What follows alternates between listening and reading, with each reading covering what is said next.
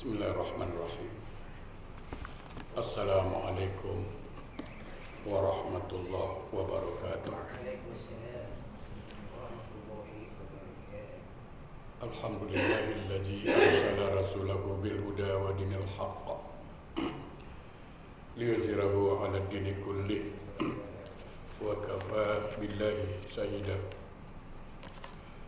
Asyhadu an la ilaha illallah wahdahu la syarika lah wa asyhadu anna sayyidana Muhammadan abduhu wa rasuluh la nabiyya ba'da.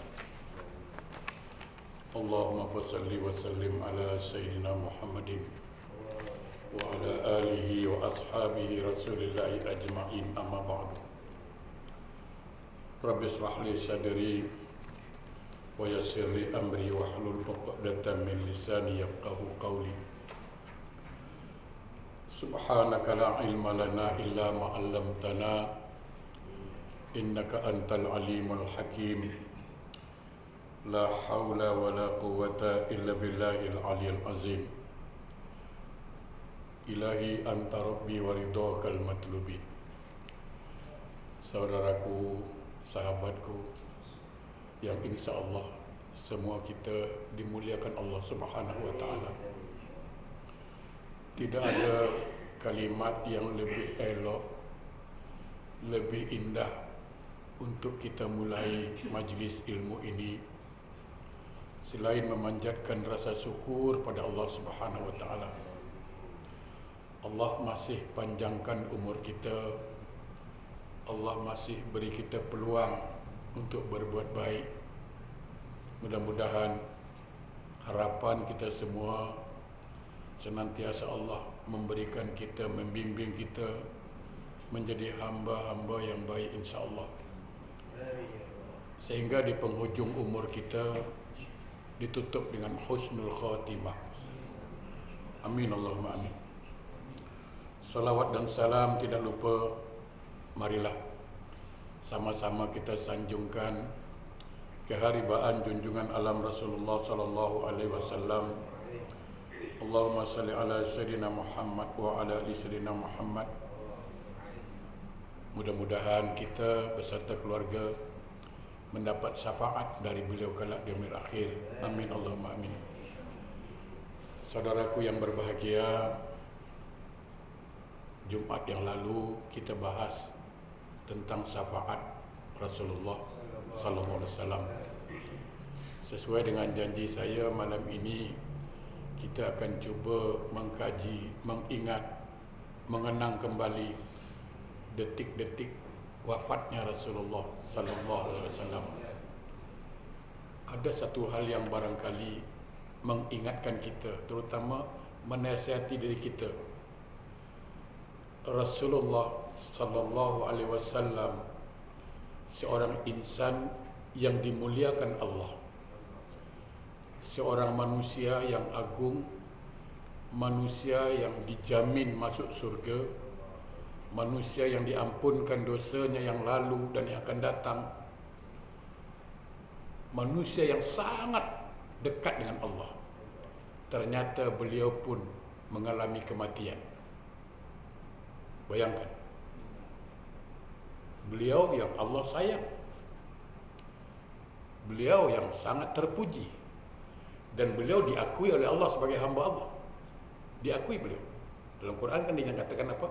A'udzubillahi minasyaitonir rajim. Bismillahirrahmanirrahim. Subhanallazi asra bi 'abdihi.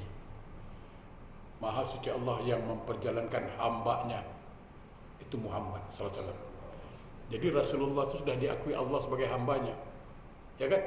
Kita kan baru mengaku. Diakui belum tahu. Kita berusaha untuk diakui Allah. Ya kan? Kalaulah Rasulullah SAW manusia yang dekat dengan Allah, manusia yang berakhlak mulia pun mengalami kematian, apatah lagi kita pasti mengalami kematian. Oleh karena itu, mari kita mengenang sejenak detik-detik atau saat-saat beliau akhir dari kehidupan beliau. Saya mulai dengan firman Allah Subhanahu wa taala.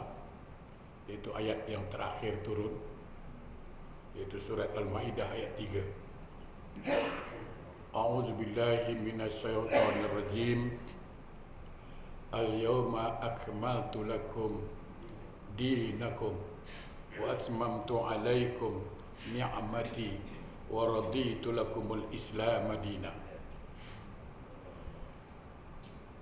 Pada hari ini, kata Allah, aku telah sempurnakan agamamu dan aku telah cukupkan nikmatku padamu, dan aku redha Islam sebagai agamamu.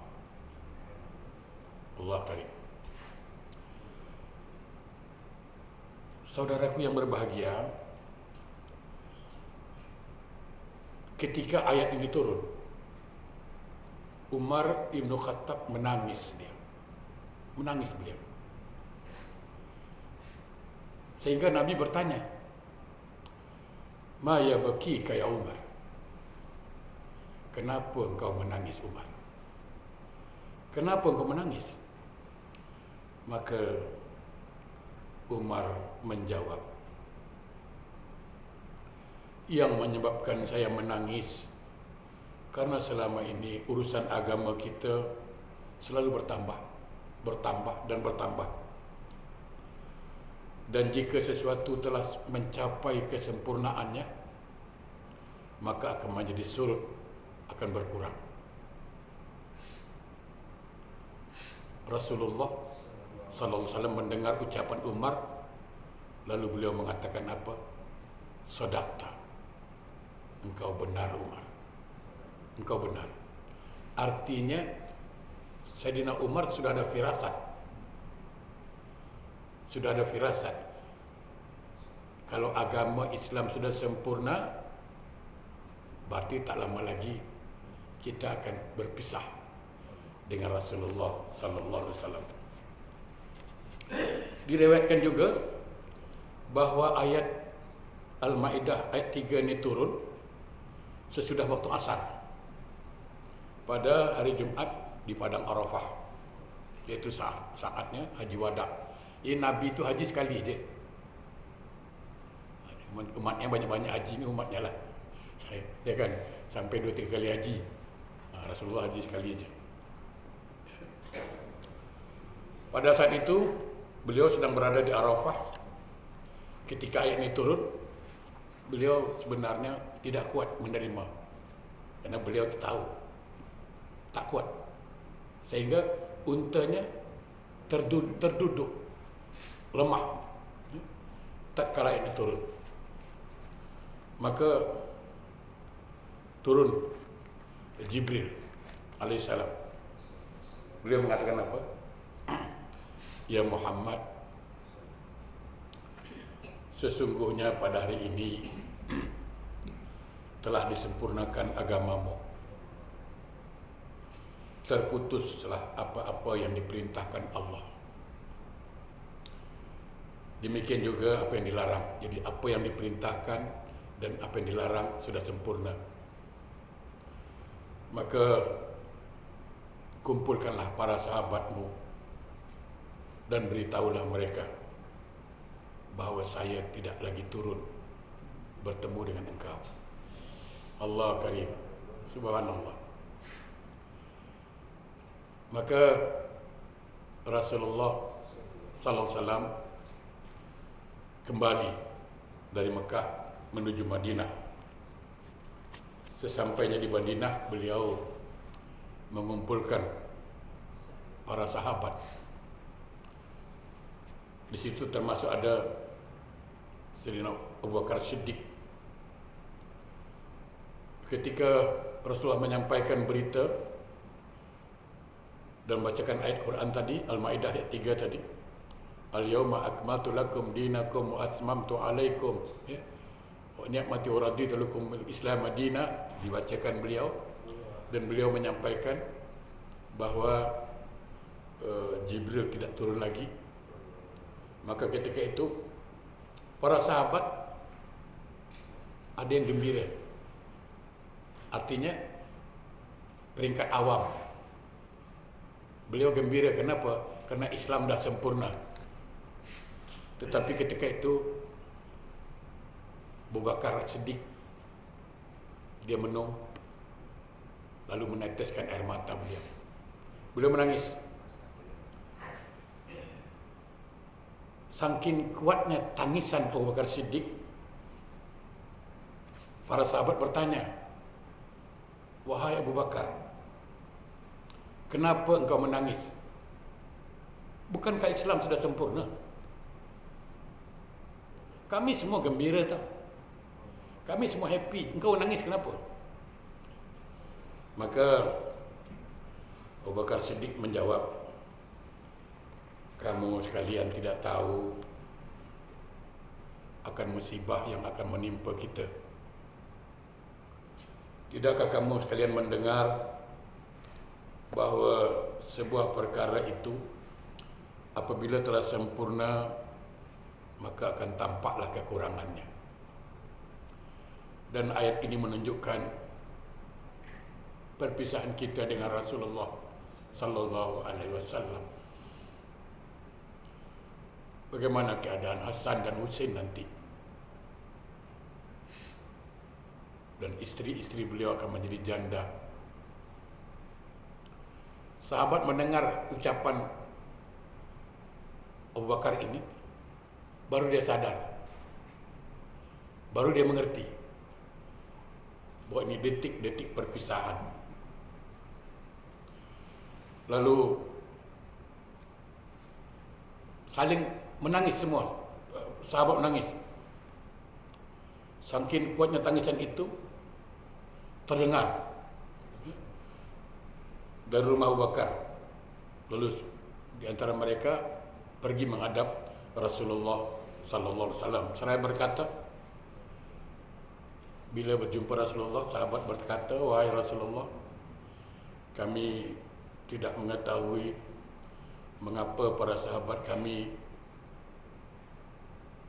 dengar menangis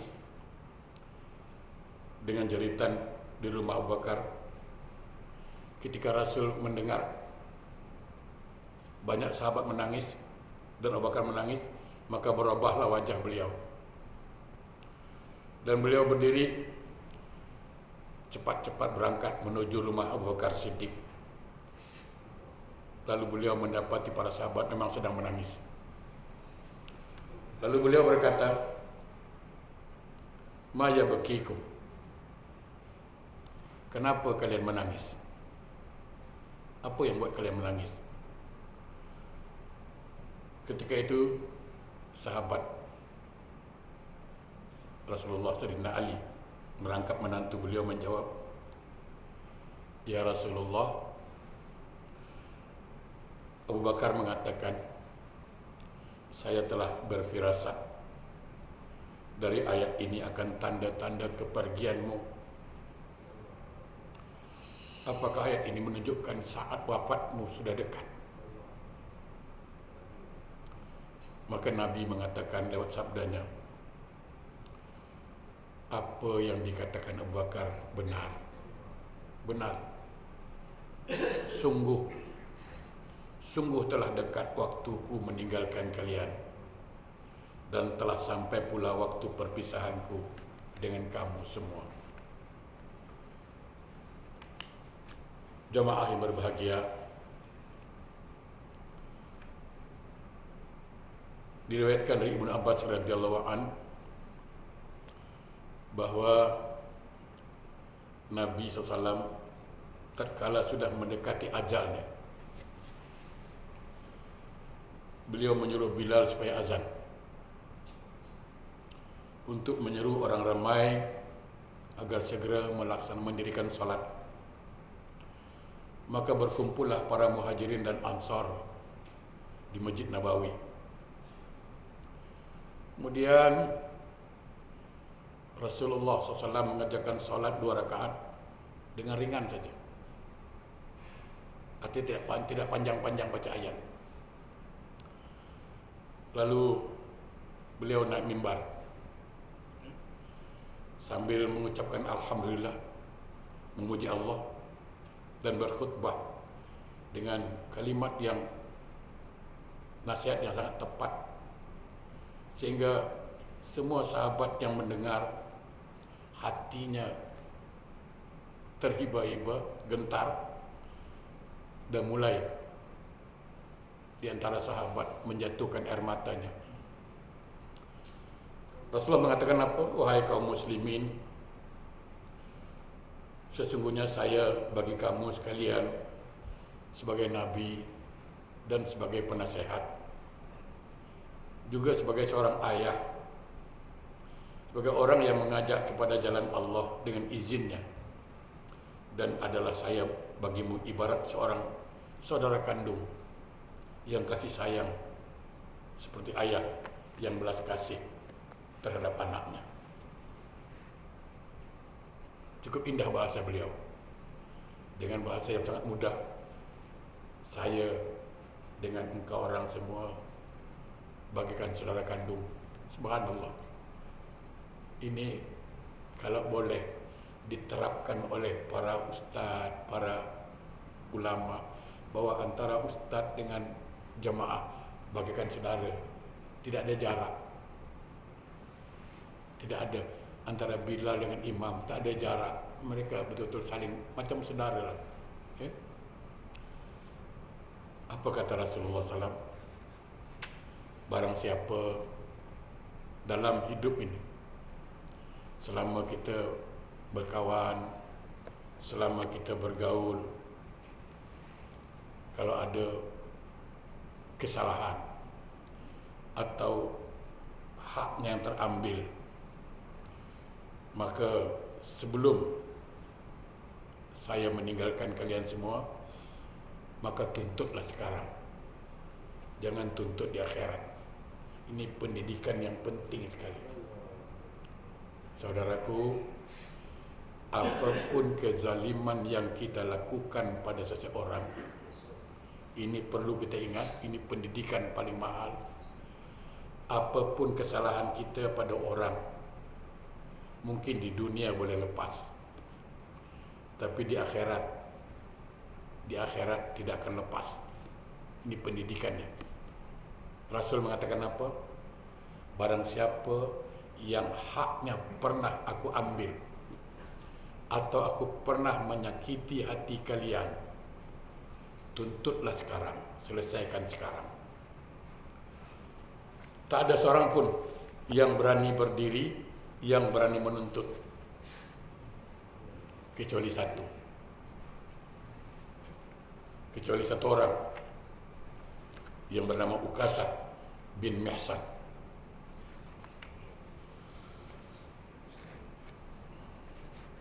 Beliau bangun dan mengatakan,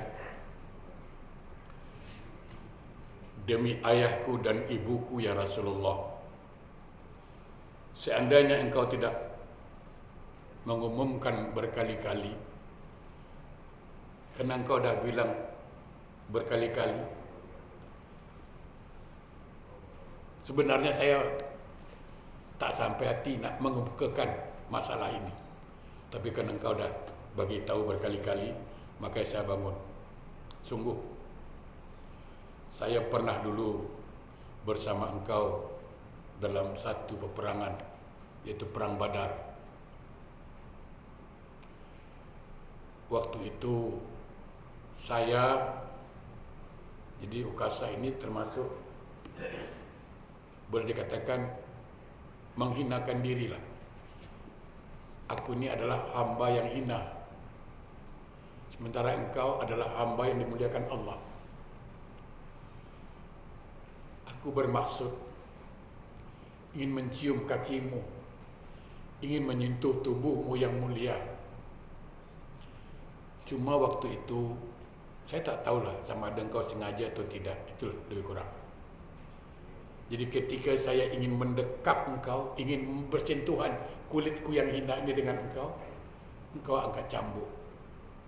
Engkau ingin mencambuk untamu, tapi yang kena badanku. Aku tak tahu, saya tak tahu kata Ukasah sama ada itu sengaja atau tidak. Maka Rasul mengatakan, Ukasah,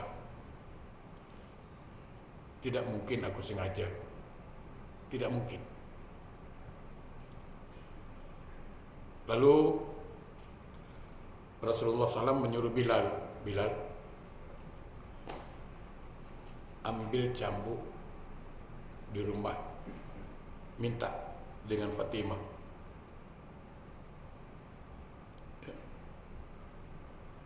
Maka Bilal pergi ke rumah Fatimah. Ya Fatimah, Rasulullah SAW menyuruh aku mengambil cambuk, semacam tongkat. Kata Fatimah, buat apa? Buat apa? Rasulullah mau dikisas oleh Uqasah. Mendengar Rasulullah mau dikisas, mau dibalas, anak mana yang sampai hati mendengarnya? Bayangkan, kita sendiri dengar khabar bapa kita kena pukul, macam perasaan kita? Ya kan? Hati anak mana yang tak sedih mendengar bapaknya mau dikisas? Siapakah orang yang ingin mengkisas ayahku? Uqasah bin Muhsan. Maka diambillah cambuk oleh Bilal, dibawa untuk bertemu Rasulullah sallallahu alaihi wasallam. Maka ketika Bilal menyerahkan cambuk itu, Rasulullah berikan kepada Uqasah. Uqasah, ini cambuk. Ini cambuk. Kisaslah, cambuklah aku. Ketika itu suasana dalam keadaan betul-betul semua sahabat, kalau dalam bahasa kita ni, geram dengan Uqasah. Kalau bahasa Melayunya, aku nak hajar budak ni. Aku jumpa kalau aku nak tibai, itulah. Kalau bahasa Melayunya lah kan, memang aku nak bagi cukup-cukup wang hajar, lebih kurang itulah. Semuanya pada marah. Lalu Umar berdiri. Pertama Bakar berdiri. Kata Abu Bakar, Uqasah,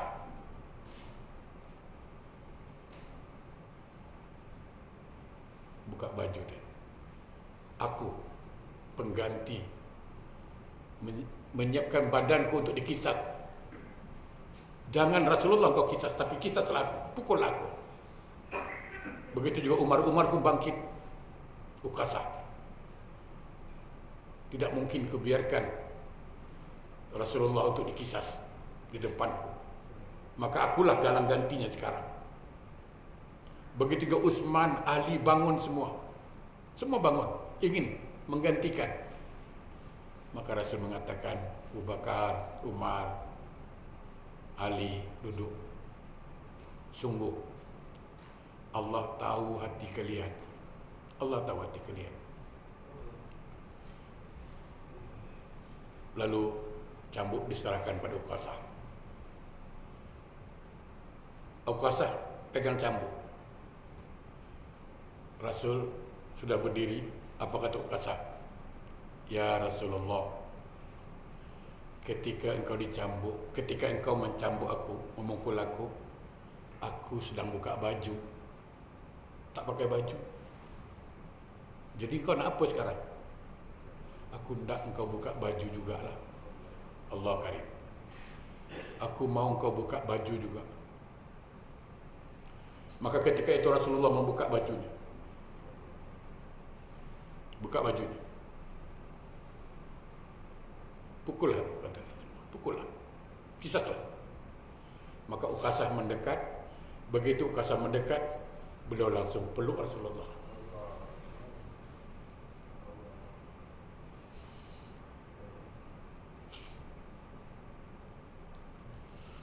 Tidak mungkin ya Rasulullah. Tidak mungkin aku akan mengkisah. Tidak mungkin aku akan memukul. Inilah jalan satu-satunya. supaya tubuhku yang hina ini, badanku yang hina ini dapat menyentuh tubuhmu. Aku ingin memelukmu ya Rasulullah, cuma dengan cara macam inilah.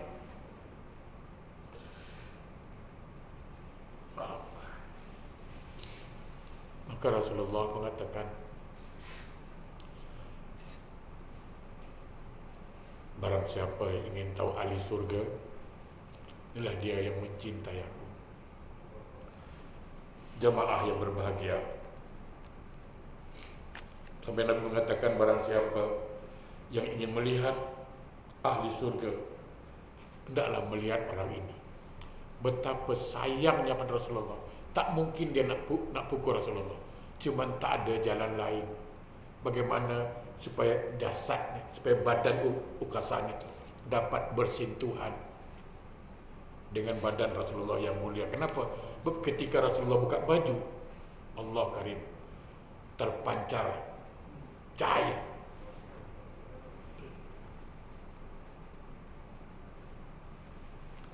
Jemaah yang berbahagia, itulah cerita saat-saat beliau akan meninggal dunia.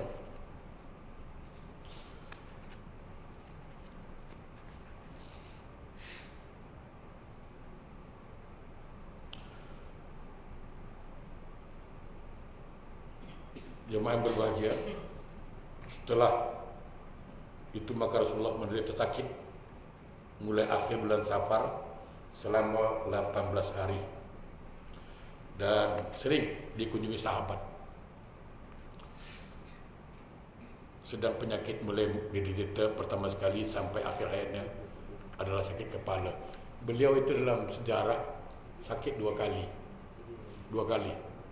Beliau sakit cuma 2 kali. Sekali demam panas, sekali nak meninggal. Saya teringat sebuah kisah yang disampaikan oleh seorang ulama. Di saat-saat beliau meninggal dunia itu, saat-saat beliau dalam sakaratul maut, ya, sebelum saya bacakan hadisnya, beliau sempat bertanya sama Jibril, karena yang datang Jibril hadir waktu itu. Luar biasa beliau, cintanya kepada umat itu luar biasa, sangat luar biasa. Sampai saat mau meninggal dunia pun, ketika Jibril datang, dia tanya, bagaimana keadaan sambutan di sana? Kata Jibril, malaikat sekarang sedang berbaris-baris, bersaf-saf menunggu kedatangan ruhmu yang suci.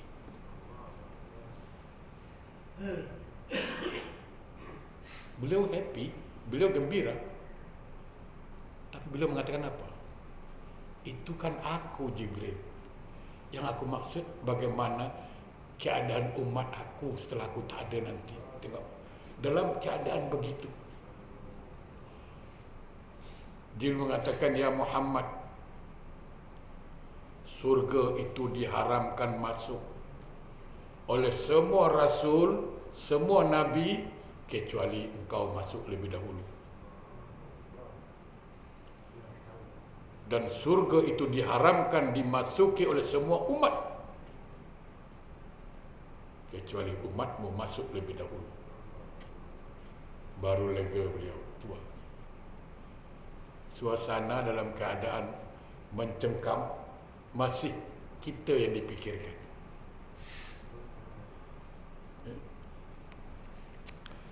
Rasulullah SAW diutus pada hari Senin dan wafatnya pun juga hari Senin. Tak kala pada hari Senin penyakit Rasulullah bertambah berat, maka setelah Bilal selesai azan subuh, Bilal dah azan. Biasanya Rasulullah tu sudah ada sebelum azan, tapi hari itu Bilal dah azan, Rasul belum hadir. Subhanallah. Lalu Bilal menghampiri rumah Rasulullah. Karena rumah Rasulullah itu kan tak jauh dari masjid itu, ya, yang kita sebut Raudah. Lalu Bilal menemui Rasulullah. Assalamualaikum ya Rasulullah. Maka Siti Fatimah menjawab bahwa Rasulullah sedang sibuk dengan dirinya sendiri. Beliau sedang sakit. Beliau mendengar Rasulullah sakit, dia langsung ke masjid, dan dia tak begitu paham maksud Fatimah.